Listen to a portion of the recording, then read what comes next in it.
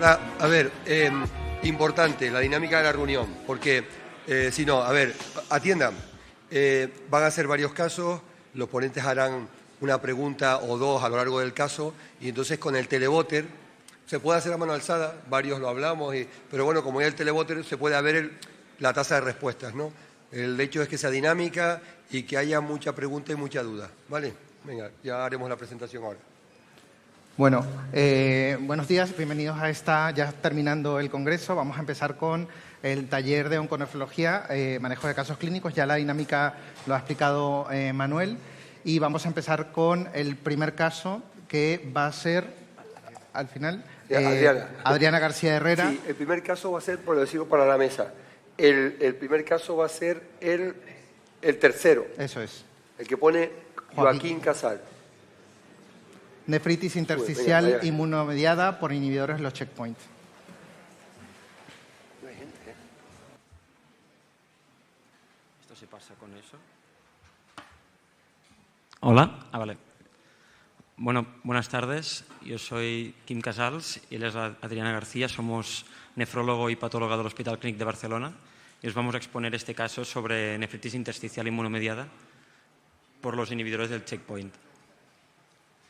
Bueno, es un tema ya conocido y bastante familiar para todos, pero ya veréis cómo podemos sacar también algo de provecho de este caso.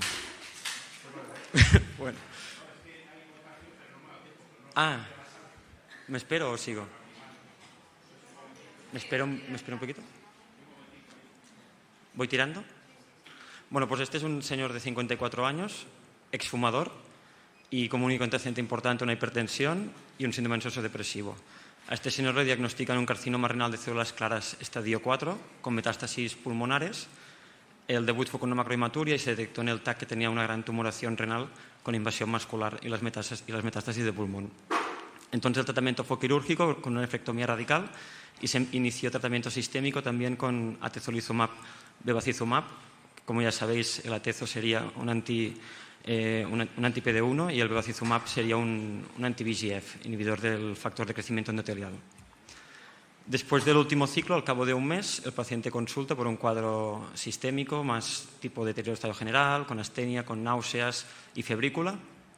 A la exploración física inicialmente estaba bien, no estaba ni congestivo ni deshidratado, tenía una diuresis preservada. Y a la analítica lo que destacaba era un fracaso en el agudo AKIN3 con una creatinina de 5,5, el ionograma era correcto, tenía una acidosis metabólica con el anión GAP aumentado, una PCR también aumentada y la PCR estaba aumentada sin aumento de leucocitos ni tampoco había eosinofilia en la analítica. En la orina veíamos una fracción de excreción de sodio aumentadita con una proteinuria no a expensas de albúmina y el sedimento con algo de leucocituria sin bacteriuria ni hematuria. Tenía un PET-TAC que no lo hicimos expresamente, ya se había hecho simultáneamente por oncología, que descartaba una causa obstructiva de insuficiencia renal y nada, ante este cuadro de debut, el paciente no evolucionó bien después de las primeras 24 horas de hidratación y tal, al final se decidió de biopsiar. Es un caso un poco antiguo porque al ser monorreno quizás alguno se hubiese planteado biopsiarlo o no, pero en este caso era una época en la que aún no se conocían tantos efectos adversos y se decidió biopsiar. Bueno, así a priori, con todo lo que tenemos a nivel clínico, planteo estas 4 cuestiones, a ver cuál creéis que sería lo que menos a favor iría en una NTIA inmunomediada. Podéis marcar en el marcador. La A, un tiempo de exposición de más de 3 semanas, una acidosis metabólica con el anión GAP aumentado, la elevación de la PCR o un aumento de la captación de la fluorodeoxiglucosa en el PET-TAC a nivel de la cortical renal.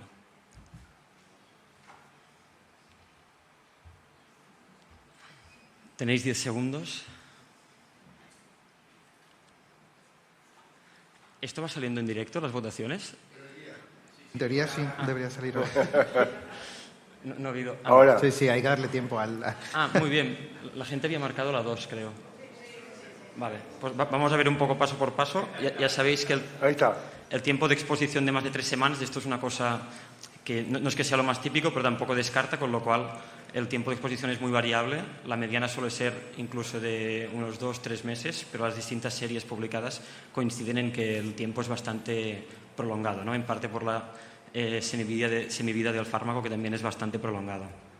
Por lo que hace a la elevación de la PCR, a pesar de ser un marcador inespecífico, cuando lo tenemos nos va bastante a favor, ¿no? Como se vio en este estudio de una serie bastante grande, en donde se vio que la PCR sí que estaba muy aumentada, como podéis ver en el gráfico superior, como otros marcadores que no siempre están disponibles en todos los centros, como sería la proteína fijadora del retinol en la orina. Pero en nuestro caso esto sería un hallazgo que iría a favor, ¿no?, de la NTIA.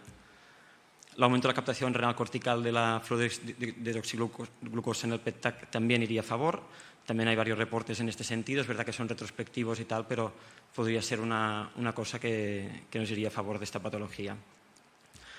Y por último, es verdad que en este caso tiene un FRA muy elevado, pero esto no sería lo más típico, ¿no? Lo que está más descrito en los casos de NTIA siempre son acidosis tubulares, ya sea proximal o distal, con lo cual el anion gap lo que esperaríamos es que fuera normal y no aumentado.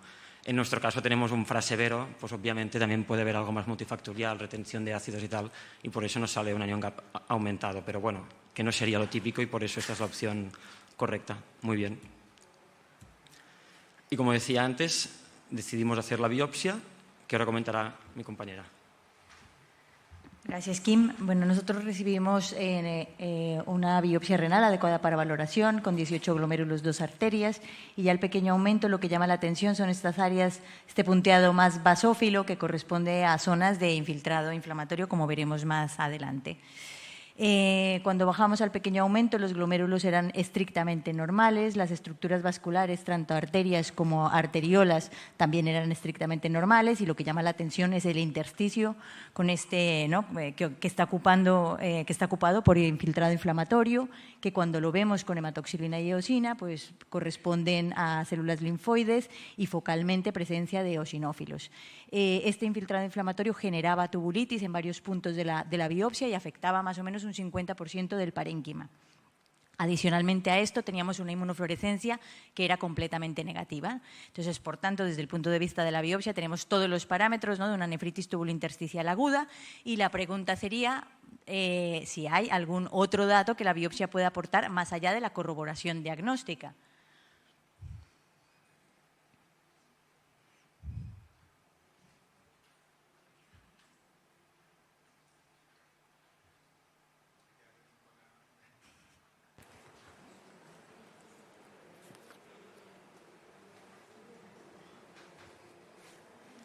Vale.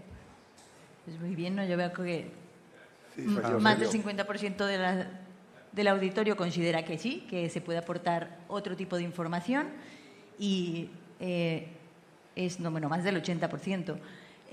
¿No? ¿Cuál es la información que la biopsia puede aportar? Pues un poco intentar relacionar cuál es el factor etiológico de esta nefritis tubulointersticial. Entonces, lo que sabemos ya con este periodo de experiencia que se ha abierto con las nefritis tubulointersticiales asociadas a inhibidores del checkpoint es que el infiltrado inflamatorio intersticial suele ser mucho más difuso si lo comparamos con otras causas, la tubulitis suele ser más severa, y como un parámetro más diferencial la expresión de PDL1 a nivel de los túbulos proximales.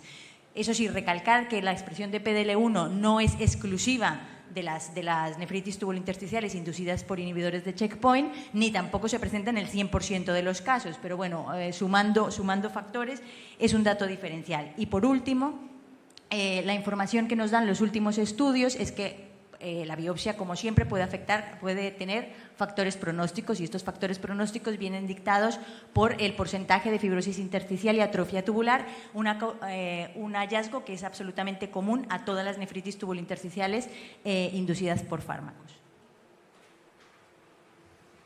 Y por último, a nivel de manejo, otra pregunta que consideréis inadecuado, también es la incorrecta, con este paciente. Iniciar bolus de metilpredni 250 o 500 por 3 dosis en 3 días distintos al confirmar el diagnóstico. En caso de mala respuesta o recidiva de este cuadro se podría plantear un anti-TNF como infliximab, parar los fármacos que podrían ser agravantes, inhibidores de la bomba de protones, antibióticos, etc.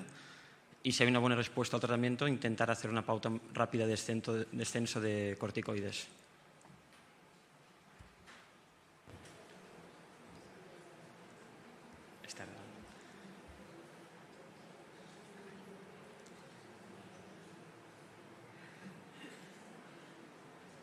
Vale, bueno, aquí estamos.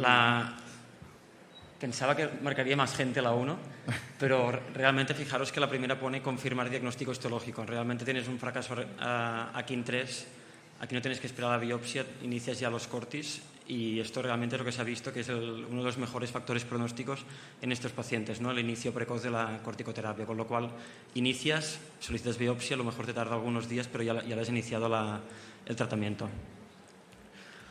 Y como última diapositiva, quería poner una diapositiva de reflexión con la corticoterapia en estos pacientes, ¿no? Porque los pacientes oncológicos, de por sí hay un abuso de corticoides, no solo los que ponemos para tratar, en nuestro caso, la nefropatía o otras cosas, los oncólogos los usan para otros síntomas como fatiga, falta de hambre, etcétera, etcétera.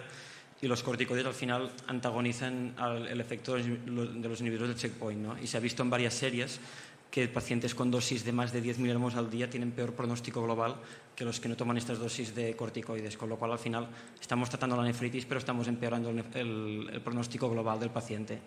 Con lo cual siempre que se pueda, y nosotros lo hacemos mucho, pautas agresivas al inicio quizás con bolus y luego desescalado rápido, a la que se pueda en un mes, mes y medio como mucho, que esté ya sin cortisona, ¿no?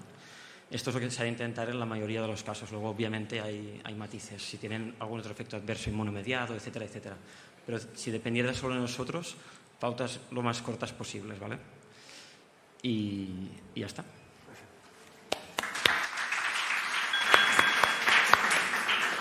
Sí, totalmente de acuerdo. La parte de la inmunistoquímica, es verdad que no, los artículos tampoco son muy concluyentes. También depende, no sé cuál es tu experiencia, si con algún tipo de anticuerpo específico, que sepáis los nefrólogos que para valorar el PDL1 existen una cantidad de anticuerpos disponibles en el mercado.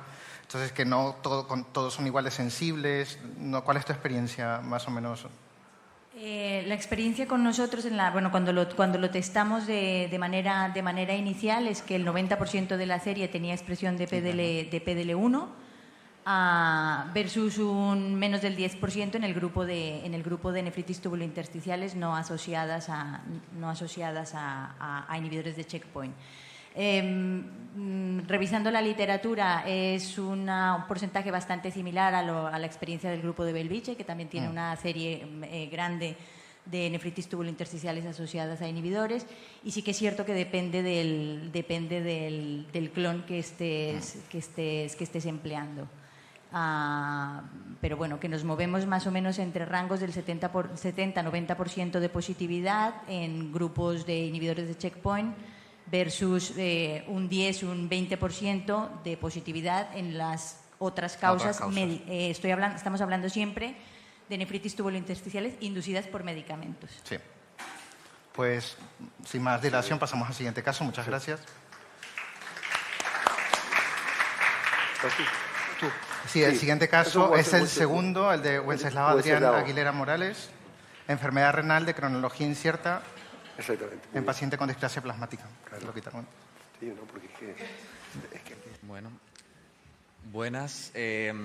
Como veis ahí, soy nefrólogo del Hospital Virgen Macarena de Sevilla y vengo a presentar un caso de los que son más complejos de evaluar por motivos muchas veces externos a nosotros, ¿vale? Pero que dificultan mucho el manejo del paciente. No tengo ningún conflicto de interés. Y el paciente se trata de un varón de 58 años que no tiene antecedentes de interés y viene derivado a urgencia por su médico de cabecera por una analítica arreglada que se hace en el que se detecta un deterioro de función renal de cronología incierta porque si bien la última analítica que tendríamos de él haría como 3 años con función renal normal sin ninguna alteración y desde entonces no sabemos exactamente lo que ha pasado. Lo único que nos cuenta el paciente como clínica es que presenta desde hace 3 o 4 meses una clínica de pérdida de peso no cuantificada, astenia, polaquiuria y urgencia miccional. Pues decidimos ingresar al paciente, realizamos un estudio básico inicial en el que confirmamos efectivamente que tiene una creatinina 5,4. En el resto de la analítica básica lo que más destaca es una anemia de una hemoglobina 9,1, no tiene alteraciones electrolíticas importantes, un sedimento sin alteraciones y en la analítica un poquito más específica vemos unas cadenas ligeras kappa muy elevadas con un ratio elevado y la inmunofijación se detecta una banda monoclonal en kappa con BENYOS negativo y a destacar además de esto un PSA elevado. Se realiza biopsia de médula ósea, en el que vemos un 5% de células plasmáticas con un 95% de fenotipo patológico, y un mapa óseo en el que nos describen unas dudosas lesiones líticas. En cuello femoral parece un poco más certera, y en falange de la mano derecha y quinta costilla derecha. Con esto, ¿qué diagnóstico os parece más probable con los datos iniciales? Tendríamos una afectación, o sea, una amiloidosis renal que no tiene afectación glomerular, una nefropatía por cilindro de cadena ligera, una nefritis intersticial en relación con la neoplasia de próstata posible y una enfermedad por depósito de cadena ligera como nefritis intersticial. Vale. Y inicialmente tenemos un paciente con un daño renal grave. Iniciáis qué tipo de actitud os parece más adecuada en el momento inicial. Tratamiento empírico con corticoides y esperamos el resultado de la biopsia renal. Hacemos un tratamiento dirigido de la gamapatía, completamos el estudio y el tratamiento de una posible neoplasia prostática, o iniciamos hemodiálisis y directamente para trasplante.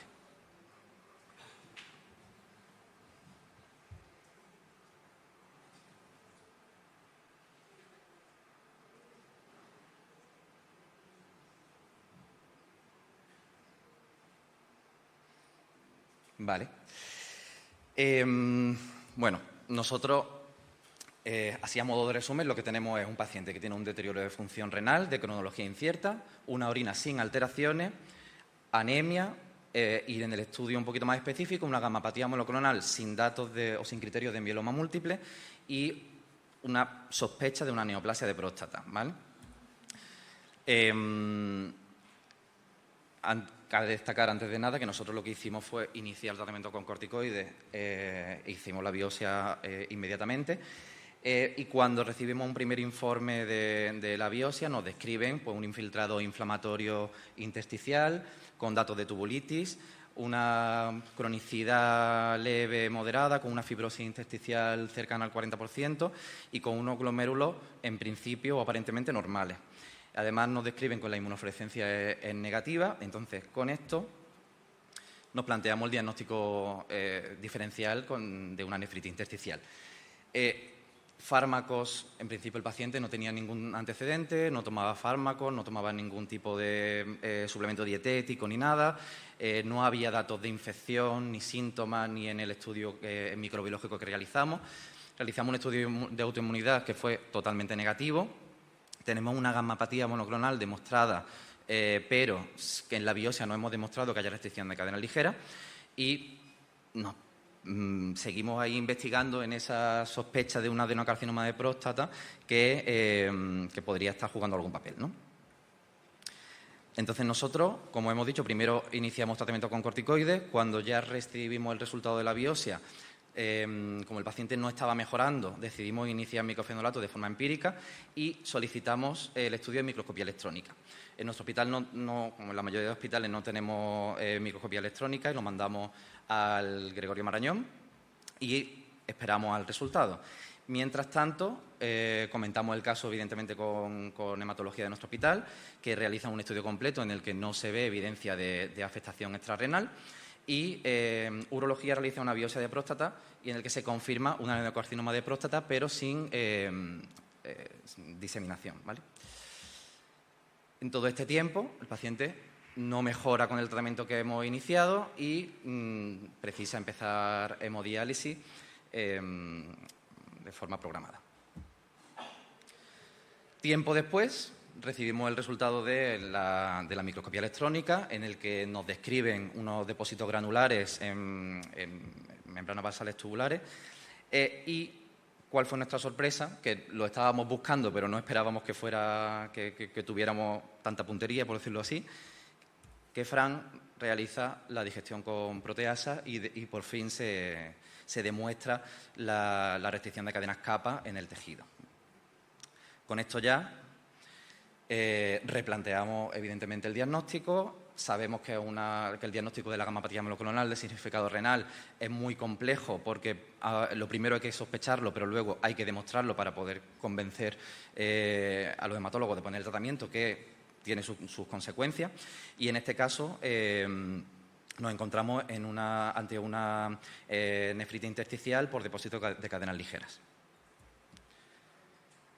Pues bien, en la evolución del paciente nos encontramos aquí, el paciente está en hemodiálisis, ya tenemos el resultado de confirmación, hablamos con hematología que inicia tratamiento con daratumumab, bortezomib y desametasona, obtiene con relativa rapidez buena respuesta hematológica, a pesar de que presenta varias complicaciones a nivel secundarias al tratamiento hematológico, principalmente del tipo de neuropatía, astenia. Hablan en el comité, el hematólogo y los radiólogos, o sea, los oncólogos radioterápicos, de esperar a realizar primero el tratamiento hematológico antes de hacer el tratamiento para el adenocarcinoma de próstata.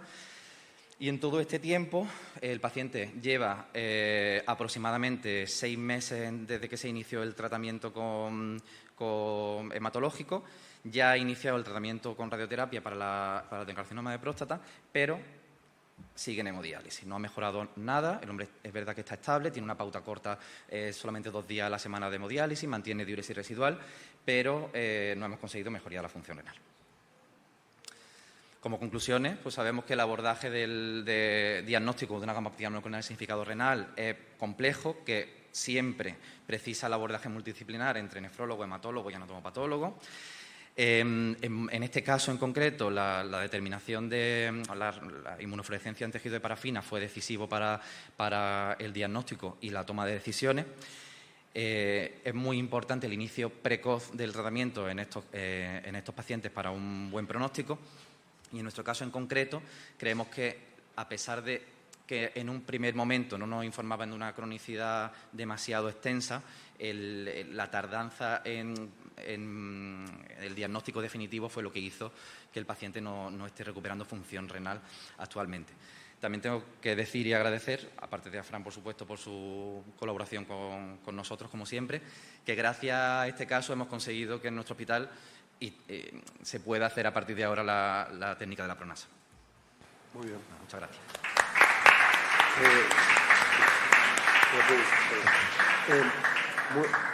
Muy ilustrativo y además los plazos, ¿no? El paciente, a ver, dos preguntas. ¿Se plantearon poner o utilizáis filtros de alto cutoff para estos casos que requieren diálisis o lo hicieron? Habitual. En este caso en concreto no recuerdo, me imagino que sí, porque por protocolo nosotros cuando empezamos diálisis en este tipo de pacientes siempre utilizamos hemodiálisis con resolución de cadena ligera. Vale. Pero, o sea, concretamente, bueno, ahora mismo, que ya creo que no se está utilizando por falta de stock, me parece, la que usábamos nosotros, la Supra, ¿verdad? Pero realizamos una técnica de alto cutoff para esto. Y el otro tema es, comentaste que se comentó el caso con los oncólogos en un comité. Sí, nosotros... Pero espérate, sí. ¿Y el nefrólogo está en ese comité? Sí. Bien. Sí, en nuestro hospital tenemos... ¿De eso se trata? Sí. Hay que estar en los comités de los pacientes nuestros. Claro, porque si no, se decide sin toda la información. En nuestro hospital, concretamente, tenemos un comité específico de unidad de gamapatía monoclonal y amiloidosis, en el que estamos nefrólogos, internistas, cardiólogos, hematólogos, por supuesto, y anatomopatólogos. Muy bien. Pues nada, muchas gracias.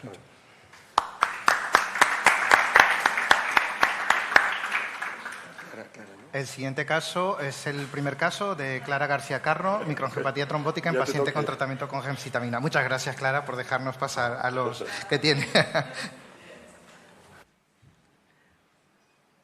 Bueno, hola a todos y gracias por estar aquí con la sala tan llena a última hora. No sé si se pasan las diapos. Bueno, estos son mis conflictos de interés, que no hay ninguno por aquí. Es que no se me pasan las diapositivas. Ahora sí. Bueno, el caso clínico. Es una mujer de 71 años, hipertensa, tratamiento con 2 fármacos, coxartrosis, hipotiroidismo y que tiene un angiosarcoma mamario de larga evolución diagnosticado en 2007, que se había intervenido en radioterapia y en 2021 recayó con compromiso óseo, se hizo radioterapia y paclitaxel, pero la enfermedad progresó y empezó tratamiento con gencitabina. Cuando llega el caso a nefro, la paciente está en respuesta parcial y había empezado la gencitabina 4 meses antes. Esta señora consulta en urgencias por una clínica muy inespecífica de mareo, malestar general, diarrea, dolor óseo, disminución del volumen urinario, y por esto se había estado tomando ibuprofeno durante 2 días. A la exploración estaba hipertensa, y era hipertensa pero no manejaba estas cifras, y la exploración era bastante anodina, salvo una discreta deshidratación mucocutánea. Se hace la analítica y lo que vemos es que la paciente tiene una hemoglobina de 9,6, está plaquetopénica, 98.000 plaquetas, un fracaso renal agudo con una creatina de casi 2,4, los electrolitos bien, y en la orina lo que vemos 1,5 hematíes campo, con una albuminuria de 2.000, casi 900, y en las primeras 24 horas un recorte del ritmo de diuresis con 700 cc y una proteinuria de 1,6. El electro es normal y una eco que descarta uropatía obstructiva. Bueno, y estamos en este caso, ¿no?, en el que tenemos un fracaso renal agudo en una paciente oncológica que puede ser de cualquier causa. Puede tener relación con el cáncer por obstrucción directa o por invasión directa u obstrucción, que en este caso sería raro porque es de mama, hemodinámico, la señora estaba algo deshidratada, puede tener que ver con el tratamiento, esta señora estaba con gencitabina, o pueden ser causas mixtas como la MAT y el síndrome de lisis tumoral. En este momento, a vuestro criterio, ¿cuál sería la actitud más correcta? ¿Biopsiar directamente? ¿TAC de reestadiaje de la enfermedad oncológica? ¿Ampliar estudios en sangre? ¿Hidratación y reevaluación en 48 horas? ¿O iniciar tratamiento empírico con bolos de esteroides?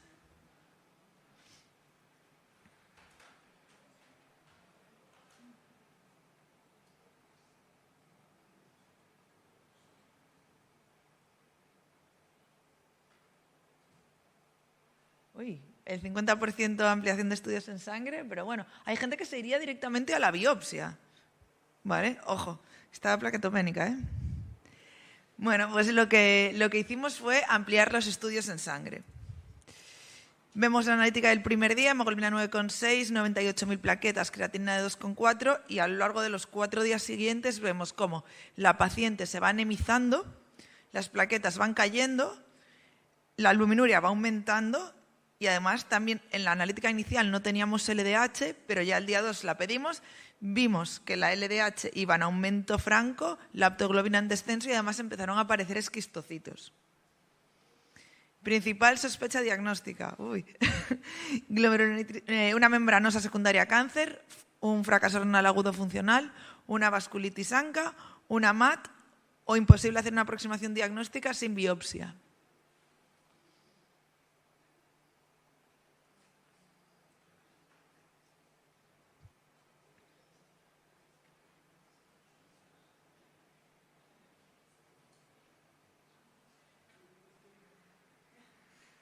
Vale, ya lo decía en el título también, pero pues sí, una MAT asociada a gencitabina.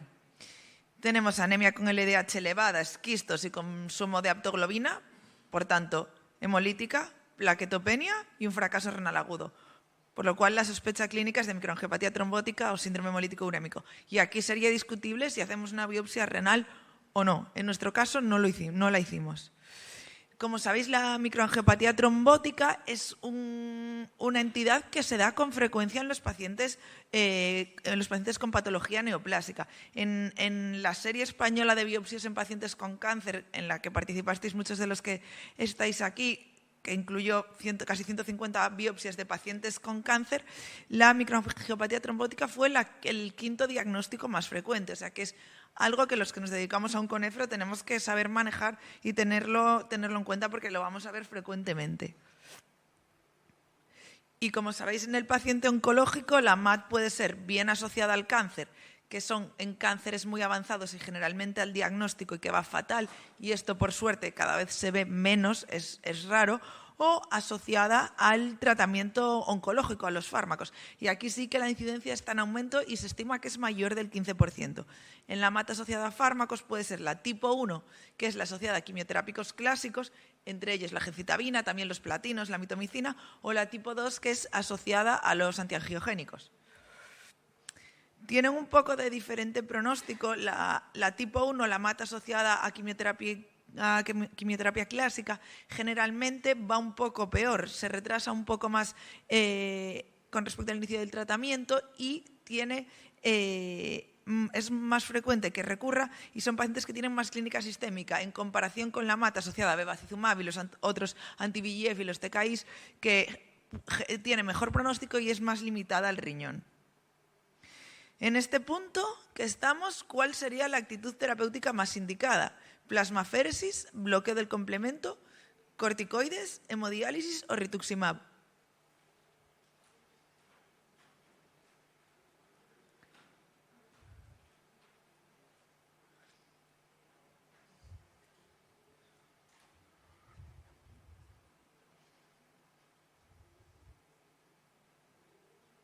Vale.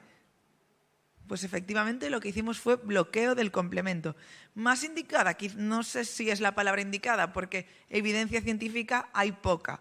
Pero bueno, nosotros lo hicimos básicamente basándonos en dos trabajos. Esta serie que habla de la experiencia del uso de eculizumab en pacientes con MAT por gencitabina, son 20 pacientes que hacen una MAT por gencitabina y algunos reciben otros tratamientos previamente, como corticoides, plasmaféresis, rituximab, etc. Y después en todos ellos se pone eculizumab.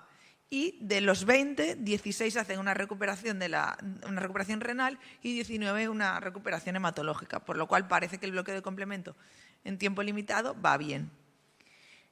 Este es el otro artículo publicado, que es la corte francesa, en la que comparan MAT por gencitabina. A un grupo se le da eculizumab, 12 pacientes, y a un grupo de control que se le hace tratamiento de soporte. Como podéis ver, los pacientes que reciben eculizumab pues tienen una mejor respuesta renal que aquellos que no, y al final del seguimiento tienen una mejor función renal. Aquí se tardó 15 días en iniciar el bloqueo del complemento tras el diagnóstico de la MAT, que quizá es bastante, ¿no? Pues nosotros lo que hicimos, al tener una MAT secundaria a gencitabina, pues decidimos que vamos a hacer bloqueo del complemento. Lo que pasa es que la señora era una señora que tenía mucha limitación funcional por la coxartrosis. Entonces nos planteamos iniciar ravulizumab en lugar de eculizumab para luego hacerle venir menos. Le dimos la primera dosis, a las 2 semanas la segunda y a las 8 semanas la tercera. Y esta fue la evolución, que fue fantástica. La primera dosis se dio en el día 9, como veis ya empezó a recuperar la hemoglobina, las plaquetas, la función renal empezó a mejorar y después de la segunda y la tercera dosis la hemoglobina mucho mejor, la función renal prácticamente normal, ya no tenía esquistocitos, la aptoglobina normal. Y en la última visita, previa a inicio de pazopanib, que aquí vino el siguiente problema, la paciente ya tenía una función renal normal con una albúmina creatinina de 47. Y los oncólogos decían que el único tratamiento que se podía administrar a la paciente una vez llegados a este punto era pazopanib. Y como nos quería liar mucho, porque vamos justos de tiempo, si queréis saber el desenlace, lo tenemos publicado en Nefrología, que acaba de salir ahora mismo. Esto es todo y gracias.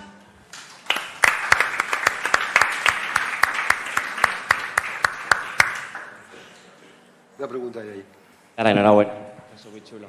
Oye, una pregunta. ¿Cómo conseguís que os pongan el eculizumab?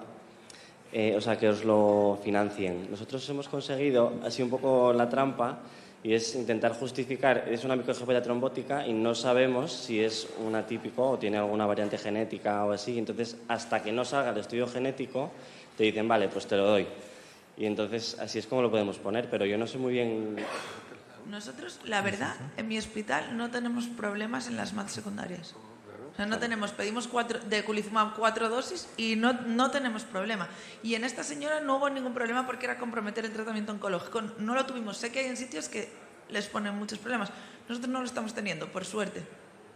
Vale, y otra pregunta. ¿En estos casos estáis viendo pacientes que no tengan estas variantes genéticas patogénicas, pero sí que tengan los polimorfismos de riesgo? esta señora tenía un haplotipo de riesgo. Justo lo comentamos en el podcast, ¿no? Que si Sí, yo hemos tenido dos nosotros con esto también. Claro, es que sí, yo no suelo pedirlos, salvo pacientes que sean un poco raros, que tengan algo de base, y dos tienen haplotipos de riesgo, sí.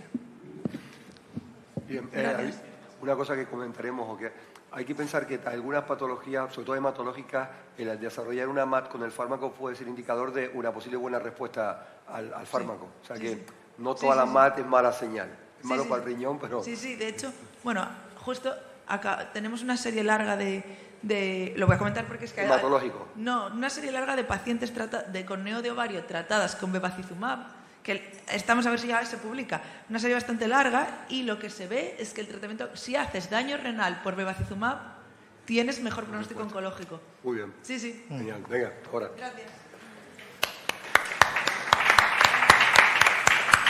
Sí, ¿no? Eso es. La siguiente es Isidro Antonio Torregrosa. ¿Qué hacemos con la proteinuria de los ITKs?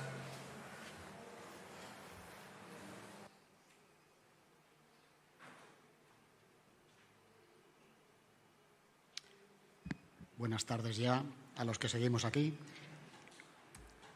Yo voy a presentar el caso de una mujer de 70 años que tiene una nefrectomía derecha en 2020 por un carcinoma renal. Queda con una insuficiencia renal crónica, 1,5 de creatinina, sin albuminuria y una hipertensión que se controla bien con telmisartán. Recibe en 2022 y 2024 radioterapia por recidivas localizadas, pero en marzo del 25, por una progresión de enfermedad a distintos niveles, inicia pazopanib, que es un inhibidor de tirosina quinasa multitarget que tiene actividad contra el VEGF o VEGF en inglés y contra otras dianas también moleculares, y la paciente tiene una buena respuesta con beneficio clínico desde el punto de vista oncológico, pero los oncólogos se van dando cuenta que la tensión arterial va subiendo, y ellos que monitorizan habitualmente la proteinuria con tira ven que va apareciendo proteinuria en la tira, con lo cual hacen una proteinuria de 24 horas con un resultado de 2,5 gramos, como suelen hacer en estos casos, paran el tratamiento y, bueno, nos la remiten a nefrología y nos preguntan qué nos parece que hacemos. Y yo voy a hacer una única pregunta a la audiencia que no tiene una respuesta correcta, sino que es ¿qué haríais vosotros? Suspender definitivamente el tratamiento antiangiogénico, y esto a veces los oncólogos lo hacen directamente. Reiniciar el tratamiento porque tener proteinuria al lado de tener cáncer, pues eso no es nada. Maximizar el tratamiento antihipertensivo antiproteinúrico, y si conseguimos mejorar, reiniciar quizá mejor a menor dosis. Dar corticoides, porque al fin y al cabo esto va a ser una podocitopatía y a lo mejor va bien con corticoides, o hacer directamente una biopsia renal, teniendo en cuenta además que es una paciente monorrenal.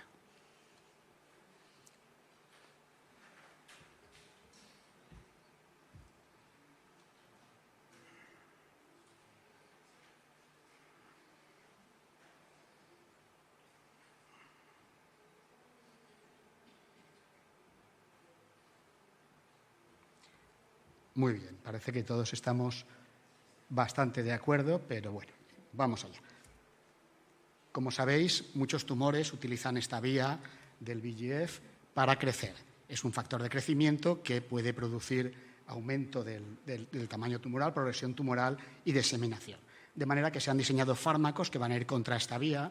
Algunos actúan desde fuera de la membrana celular sobre el receptor, como los monoclonales, como el bevacizumab, y otros son moléculas pequeñas que cruzan la membrana y van contra el receptor por la parte de dentro. Son inhibidores de tirosina quinasa, que hay muchos, y además de actuar sobre esta diana, a menudo actúan sobre otras dianas, y esto puede modificar los efectos. Y uno de los efectos secundarios más importantes que vamos a ver es la hipertensión. Es una hipertensión, estos fármacos, si lo veis en la gráfica de la izquierda, dentro de los fármacos antioncológicos son los que más hipertensión produce. El mecanismo es multifactorial, pero es un desbalance básicamente entre óxido nítrico y endotelina, que lleva a aumento de la resistencia, retención de sodio y a hipertensión. Además, pueden producir daño cardiovascular a otros niveles, algo que hay que tener muy en cuenta a la hora de tomar las decisiones, aunque sea en la consulta de nefrología, y además a menudo producen proteinuria. Depende del fármaco, depende de la serie. Y esta proteinuria, hipertensión, al final también pueden llevar a insuficiencia renal. Si nosotros biopsiamos a un paciente que tiene proteinuria con estos fármacos, nos vamos a encontrar un reflejo de lo que está pasando. Y lo que está pasando es que el VEGF es un factor fundamental de comunicación entre el podocito y el endotelio. De manera que si nosotros inhibimos VEGF, esa comunicación entre podocito y endotelio se altera y me puedo encontrar daño podocitario, y sobre todo los inhibidores de tirosina quinasa me van a dar podocitopatía, o daño endotelial, que es más frecuente en los monoclonales, y me produce microangiopatía trombótica. Así que eso es lo que me puedo encontrar a nivel histológico. ¿Qué hacen los oncólogos? Los oncólogos, si la tensión sube mucho o es sintomática o hay una MAT periférica, aunque hay que tener en cuenta, como ha dicho Clara, que muchos de estos pacientes tienen MAT limitada al riñón, con la gemcitabina es más fácil encontrar esquistocitos, aquí es más difícil. Y habitualmente cuando la proteinuria pasa de 2 o 3 gramos paran. Algunos paran para siempre, otros paran, esperan y si mejora reinician a menores dosis y cada vez más, por suerte, y esa es misión nuestra, cada vez más llaman al nefrólogo a ver cómo manejamos esto. Y lo manejamos, pues lo primero, por supuesto, controlar la hipertensión. ¿Con qué? Con todo, pero de entrada siempre si hay proteinuria con IECAS o ARA2, porque han demostrado que van mejor estos pacientes, o hay datos que indican que van mejor. Podemos utilizar dihidropiridinas, nunca casi antagonistas no dihidropirínicos, porque interactúan a nivel de citocromos, y podemos utilizar betabloqueantes, aunque hay que tener cuidado porque algunos de estos fármacos alargan el QT. Si hay que utilizar betabloqueantes, hay que hacer primero un electro. Y luego, con un nivel de evidencia bajo o mínimo, yo desde luego utilizo antialdosterónicos y utilizo ISGLT2. Los ISGLT2 son fármacos atractivos en este contexto, primero porque sabemos que bajan proteinuria y protegen el riñón en muchos otros contextos, segundo porque sabemos que son fármacos útiles y bien tolerados en pacientes oncológicos. Parece que parte del efecto beneficioso de los ISGLT2 es precisamente vía VEGF, tienen algunos efectos sobre esta molécula, y también en los estudios de insuficiencia cardíaca se ha visto que es capaz de disminuir endotelina, aunque no con mucha intensidad, de manera que sin evidencia, pero son fármacos atractivos para tratar la proteinuria. Lo que nosotros hacemos y lo que hemos hecho en este paciente es dar todo lo que tenemos y ver si baja la proteinuria. El problema es que seguimos teniendo muchas dudas, ¿no? ¿Cuánta proteinuria es permisiva? 2-3 gramos es lo que sí es la norma, porque es lo que había en los ensayos y lo que hacen los oncólogos, pero no tiene ninguna evidencia. De manera que siempre lo que hay que hacer es sentarse con el oncólogo. El mensaje final, sentarse con el oncólogo. El paciente tiene beneficio clínico, el paciente tiene otra posibilidad, aguantamos o no aguantamos, y mirar también las comorbilidades cardiovasculares. No es lo mismo un paciente que ya tenga una cardiopatía isquémica o una enfermedad cerebrovascular. ¿Biopsiamos a los pacientes? Pues nosotros de entrada no biopsiamos a estos pacientes. Ahora, si después de dar todo lo que tengo y de que el oncólogo me diga que hay un muy buen beneficio del fármaco, no va, yo biopsiaré, porque podría haber otra cosa y porque además una proteinuria aquí podría ser la primera señal de una microangiopatía trombótica y necesito saber eso. En el caso de que tenga una MAT, pues me puedo plantear terapia anticomplemento para frenar y a lo mejor reintroducir, e incluso ya hay algunos casos publicados, igual que con gemcitabina, de pacientes que vuelven a recaer pero que tienen mucho beneficio del fármaco y pocas posibilidades por otro lado. Incluso ya alguien por ahí está haciendo mantener la terapia anticomplemento y a la vez el fármaco. Y eso es habitualmente lo que hacemos nosotros. Gracias.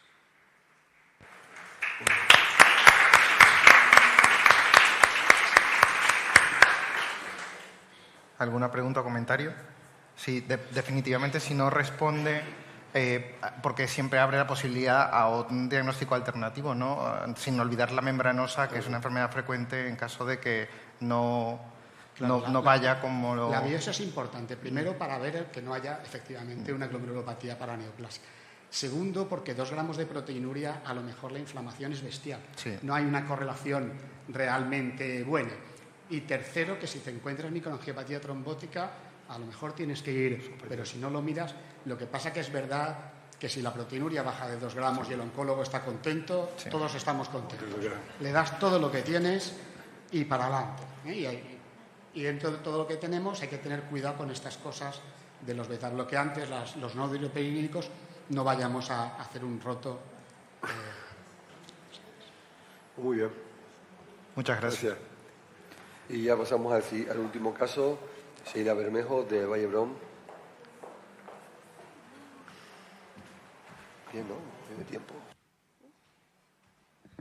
Bueno, muchas gracias a la organización por la invitación. No tengo conflictos de interés con respecto a esta charla. Y yo os voy a presentar un caso clínico de una mujer de 83 años, sin alérgicas, sin hábitos tóxicos, que como antecedentes es hipertensa en tratamiento con 2 fármacos, diabética en tratamiento con metformina y dislipémica en tratamiento con estatinas. La historia oncológica de esta paciente inicia en febrero del 2017 con un carcinoma infiltrante de mama izquierda, estadio 4, con metástasis pulmonares, suprarrenales y peritoneales. En ese momento se incluye a la paciente en el ensayo clínico FLIPPER, que va en tratamiento con fulvestrant y palbociclib. A los 6 meses, 7 meses hace una toxicidad hematológica, con lo cual se suspende el palbociclib, pero sigue dentro del ensayo clínico. Un año más tarde presenta a la señora progresión ganglionar, con lo cual se cambia el tratamiento, sale del ensayo e inicia tratamiento con letrozol. En marzo del 19 presenta nueva progresión ganglionar y pulmonar, con lo cual se inicia tratamiento con capecitabina. En noviembre del 20, como se consigue una estabilidad de la enfermedad oncológica, se hace tratamiento de mantenimiento con exemestano. En julio del 21, nueva progresión, con lo cual se vuelve al tratamiento con capecitabina. En noviembre del 21 presenta una nueva progresión pulmonar, con lo cual se cambia el tratamiento y hace una nueva línea de tratamiento con vinorelbina. Y en abril del 22, nueva progresión local y pulmonar, con lo cual la paciente vuelve a hacer tratamiento con exemestano y otro inhibidor de la ciclina, que es abemaciclib. En todo este momento la paciente tenía una función renal normal, pero en mayo del 2022 empieza una elevación de creatinina con un cuadro prerenal, que se tuvo que ingresar, se hidrató y en principio fue bien, pero al cabo de unos meses la paciente presenta otra elevación de la creatinina ya sin causa aparente, con una creatinina de 2,5-3. Claro, pasa que el título de mi charla ya es un poco spoiler, pero bueno. Entonces es difícil hacer unas preguntas en este sentido. En este punto, ¿qué haríais? ¿Un ingreso para hacer biopsia renal? ¿Esperamos evolución y seguimiento estrecho? ¿O pedimos más exploraciones complementarias? Bueno. No sale el cacharrito para votar, pero bueno. Sí, es que no sabía que había... Pero bueno.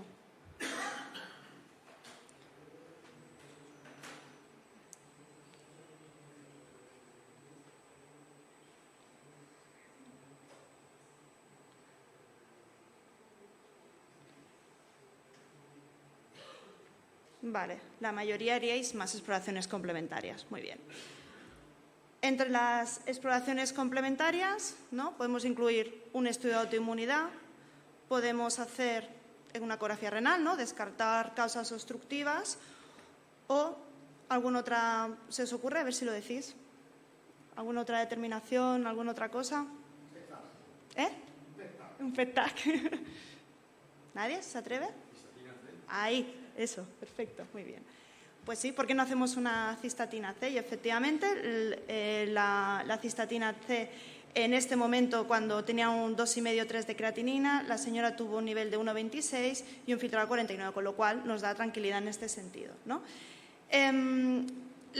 Como se evidenció que era por esto, siguió con el tratamiento con abemaciclib y presentó una nueva progresión oncológica, con lo cual se rotó el tratamiento, se suspendió el inhibidor de CDK y se inició otra vez con tratamiento con quimioterapia convencional. Y como veis, aquí ya se iguala el nivel de cistatina y creatinina, ¿de acuerdo? Bueno, la señora fue exitus en abril del 24 con una progresión oncológica. Pero me he tomado la libertad porque esto es una cara, una moneda, pero hay dos caras de la misma moneda. Entonces me tomo la libertad de presentar otro caso muy rápido, porque no todo es pseudo-AKI, ¿no? Una señora de 68 años, sin alergias, pues hipertensa, diabética, dislipémica, con una cardiopatía isquémica y una enfermedad renal crónica grado 3 por una probable nefroangiosclerosis con una función renal habitual con una creatinina de 1,5. Esta señora en diciembre del año 2000 hizo una neoplasia de mama derecha, que en ese momento fue tratada con tumorectomía y linfanectomía y tamoxifeno.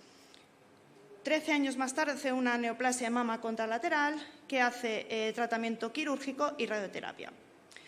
En septiembre del 24 empieza con edema en la mama izquierda y se evidencia una recidivada neoplasia de mama con metástasis óseas. Y en ese momento empezó letrozol y ribociclib. Y al cabo de unos meses ingresa en un hospital comarcal, no era Vallebrón, luego la conocimos por otras circunstancias, por una enfermedad renal crónica agudizada de causa perrenal, náuseas, vómitos y una acidosis láctica por metformina. Esta es la analítica de entrada de la señora con una CREA de 2, una urea 266, como veis aquí una acidosis metabólica importante y unos lactatos de 8. Entonces, esto fue un hospital comarcal y allí no se hizo la determinación de cistatina. Entonces, bueno, ¿qué herramientas podemos tener para detectar un pseudo-AKI si no disponemos de cistatina en nuestro hospital? Esto que veis aquí es el primer caso clínico en el cual veis la elevación de creatinina y la urea que no aumenta de forma proporcional con el grado de creatinina, o sea que esto nos puede ayudar. Y esta es la evolución que tuvo la paciente, el segundo caso clínico, que veis pues que sí que la urea aumentó significativamente, o sea tenemos datos indirectos que nos pueden ayudar. Nada, pinceladas de qué son los inhibidores de las ciclinas. Esta es la vía de las ciclinas, que son las que inducen la mitosis celular. Entonces, las ciclinas fosforilan el retinoblastoma, que hace que entre el ciclo celular en la fase S y se produzca la mitosis. Y estos fármacos de aquí actúan inhibiendo la fosforilación del retinoblastoma, bloqueando el ciclo celular. Entonces, ¿por qué mecanismos se eleva falsamente la creatinina? Este tipo de fármacos bloquean los transportadores activos en las células renales tubulares, los que secretan la creatinina, con lo cual, al bloquear estos canales, lo que hace es que aumente la creatinina falsamente sin haber un fracaso renal como tal. Este es un estudio in vitro en el que se administró metformina como un marcador que ya sabéis que se secreta activamente en las células tubulares y se administró abemaciclib bloqueando estos transportadores. Lo que se vio es que los pacientes que estaban con abemaciclib tenían una variación en el nivel de metformina, sin embargo, cuando se hace el filtrado glomerular medido con ioxol no hay variación, ¿de acuerdo? Evidenciando aquí lo del pseudo-AKI. Pero no todo es pseudo-AKI y además, como actúan en este nivel inhibiendo el ciclo celular, lo que pueden inducir también son apoptosis de las células renales, ¿de acuerdo? Entonces, ¿qué clínica encontramos? Esta es una revisión de Gupta y estos son los efectos secundarios reportados a la FDA por estos tipos de fármacos. Lo que más hay es fracaso renal agudo y también diselectrolitemias. Y en esta misma serie se presentaron 6 pacientes que presentaron fracaso renal agudo con inhibidores de CDK con biopsia renal. Y lo que vieron, que no todo es, bueno, lo que vieron es que 2 pacientes, había bastante necrosis tubular aguda, probablemente por el mecanismo que os he explicado, y 2 casos de nefritis intersticial aguda. Entonces, esto hay que tenerlo también claro. Entonces, nuestros pacientes con cáncer, ¿cómo estimamos la función renal? Entonces, esta es una revisión publicada recientemente del grupo de la Clínica Mayo, en el cual cogieron una cohorte con neoplasias de órgano sólido y hematológicas y compararon diferentes métodos de estimar la función renal versus el filtrado medido. Y lo que vieron es que la mejor fórmula, la que tenía menos vías respecto al filtrado glomerular medido, era la fórmula CKD-EPI con creatinina y cistatina. Como conclusiones, el uso de inhibidores de CDK ha logrado aumentar supervivencias en mujeres afectadas de cáncer metastásico.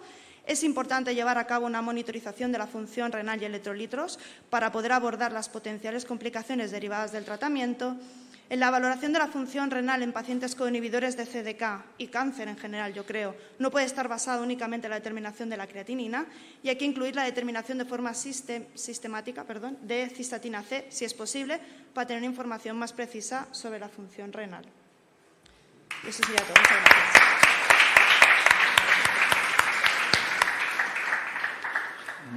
muy bien, muy interesante y qué bien que sacaras el otro caso. Sí, es un tema que la publicación está y hemos resaltado que hay que tener cuidado con las fórmulas de estimación del filtrado en estos pacientes. Hay un rango de error, ¿no? Un rango de variabilidad amplio. Y sin duda no está al alcance de todos los centros de cistatina. Y también yo les diría que, sobre todo en el ámbito de la oncología, hay muchos pacientes en ensayos clínicos. Y como saben, en los ensayos clínicos los pacientes con daño renal no figuran. Entonces, yo propondría en aquellos centros que puedan, pues optimizar esas medidas de filtrado para algún paciente se pueda incorporar. Y después ahí ahora tenemos aquí a un compañero, no en la sala, pero sí que está desarrollando o tiene ya muy optimizado el proceso de medida con el ioexol, con una química seca que hace fácil. Y para algún perfil de estudio o por algún grupo de pacientes sería una alternativa para tener claro en dónde estamos, ¿no? Pero gracias. No, pero específicamente porque estos medicamentos están extendiendo más su uso. Entonces, incluso hospitales pequeños están utilizando este tipo de medicamentos. O sea que alguna alternativa tiene que buscarse para que hospitales pequeños puedan medir de una manera diferente la función renal. Sí, pregúntame. Ponte de pie para que... No, bueno, tranquilo. Solo más de lo mismo. Hay que enseñárselo a los oncólogos y hematólogos.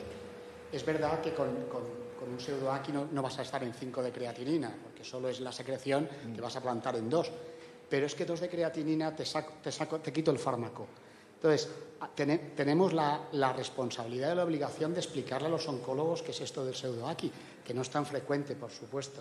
Pero maldita la gracia que un paciente pierda un tratamiento, queme una línea porque ha tenido una interferencia con la secreción de creatinina. Entonces, creo que realmente es un tema relevante que se lo enseñemos a los oncólogos y a los hematólogos que pregunten o que pidan cistatina antes de tomar una decisión, porque a veces más en ensayo.